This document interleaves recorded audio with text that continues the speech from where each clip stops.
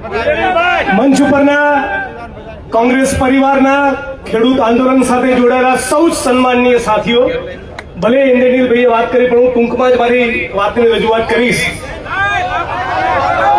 એમણે કીધું કે ટૂંકી વાત કરો એટલે કવિની પંક્તિ યાદ આવી કે ટૂંકી ટચરજ વાત કબીરા, ટૂંકી ટચરજ વાત કબીરા, લાંબી પડશે રાત કબીરા, કાપડ છોને કાણી પહેરી પાડો નોખી ભાત કબીરા.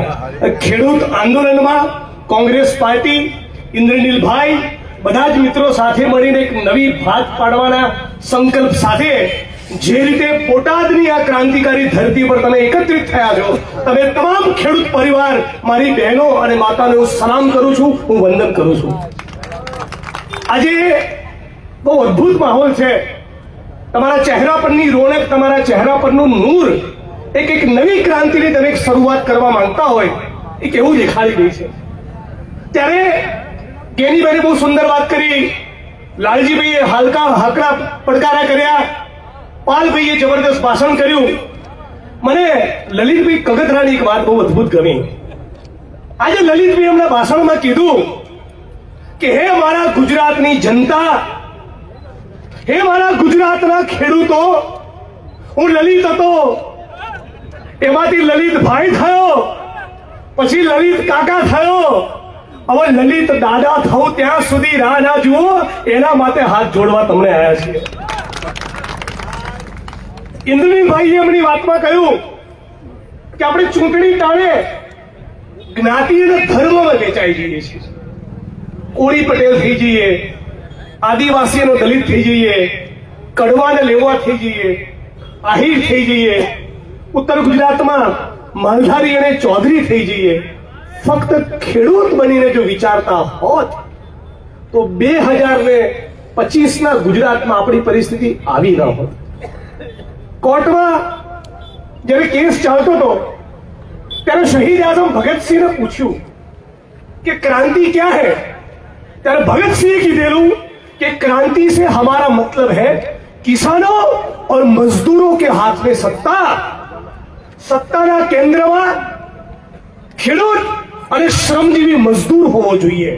આ લોકોએ ધીમે ધીમે કરીને 25-30 વર્ષના શાસનમાં ખેડૂતોનું બોર્ડ ફિનિશ કરી નાખ્યું.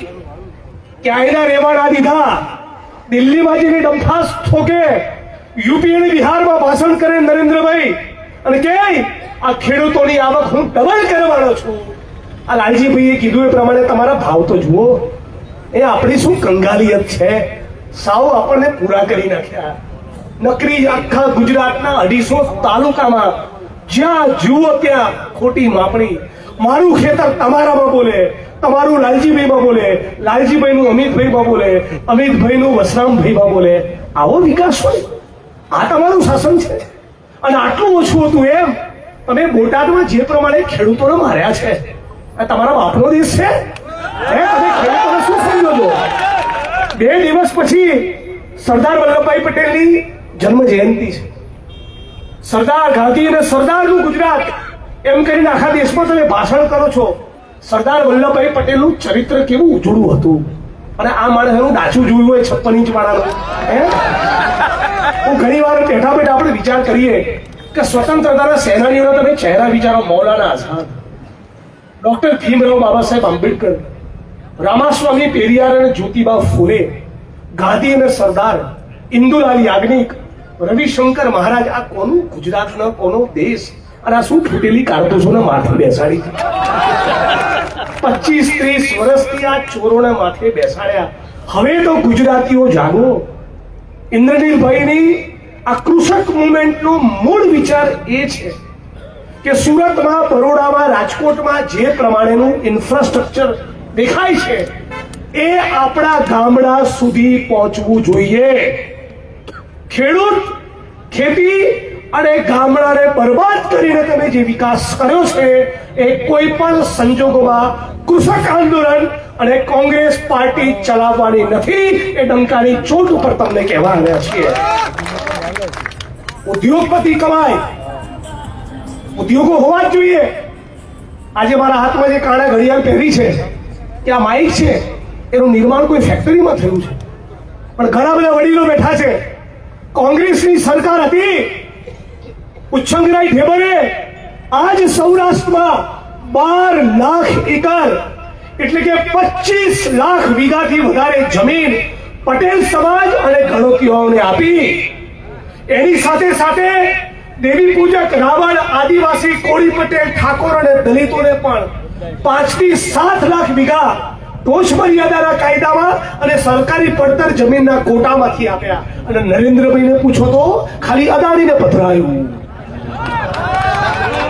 કોંગ્રેસની સરકારમાં જમીનોની ફાળવણી એ દાળીઓને કરીને એમાંથી ખેત મજૂરમાંથી ખેડૂત બનાયા. કોંગ્રેસની સરકારમાં જમીન મળતી આર્મીના નિવૃત્ત જવાનોને, નાના અને સીમાંત ખેડૂતોને, દલિત, આદિવાસી, ઓબીસી અને પટેલોને. અને નરેન્દ્રભાઈની સરકારમાં જમીનો મળી અદાણીને, અંબાણીને, એસઆરને, રિયલ એસ્ટેટના માફિયાઓને અને ફક્ત પૂંજીપતિ ઉદ્યોગપતિઓને. તો આ બે વિચાર અને બે પાર્ટી વચ્ચેનું અંતર તમારે સમજવાનું છે. આજે લાંબી વાત નહીં કરું, આપ સૌને એટલું કહીને મારી વાણીને વિરામ આપું છું કે જે લલિતભાઈએ કીધું, ઇન્દ્રનીલભાઈ કહ્યું, મંચ ઉપરના તમામ સાથીઓએ કીધું, ચૂંટણી વખતે મહેરબાની કરીને ભૂલી જજો કે તમે કડવા અને લેવા પટેલ છો. ચૂંટણી વખતે મહેરબાની કરીને ભૂલી જજો કે તમે ગઢવી અને ચારણ છો, તમે દલિત અને આદિવાસી છો. ફક્ત ખેડૂત તરીકે તમારું હિત વિચારશો તો 2027 નું ગુજરાત એ જુદું ગુજરાત હશે. આની મને પાકી ખાતરી. આજે ખેડૂત જે બોટાદની ધરતી પર જે હુમલાનો ભોગ બન્યો, એ જ ખેડૂત જોડેથી મારી એક અપેક્ષા છે, તમને ટેકાના ભાવ તો મળવા જ જોઈએ. કરા પડે, અતિવૃષ્ટિ થાય, પાક તમારો બરબાદ થાય, એનું વળતર મળવું જ જોઈએ. ખોટી માપણી રદબાતલ થવી જ જોઈએ. પણ તમે જયારે તમારી પર બોટાદની પોલીસ હુમલો કરે અને તમે જયારે કહેતા હો છો ખોટું થયું, ત્યારે હે બોટાદવાસીઓ, તમારે એ પણ કહેવું પડે કે 17 વર્ષના આર્યન નામના મુસ્લિમ છોકરાને બોટાદની પોલીસે કસ્ટડીમાં 8 દિવસ લગ્ન કરીને માર્યો. એ પણ મેં બોટાદવાસીઓ ચલાવવાના નથી. આવો જે દિવસે કહેશો એ દિવસે આ દેશમાં બંધારણ લાગુ પડશે.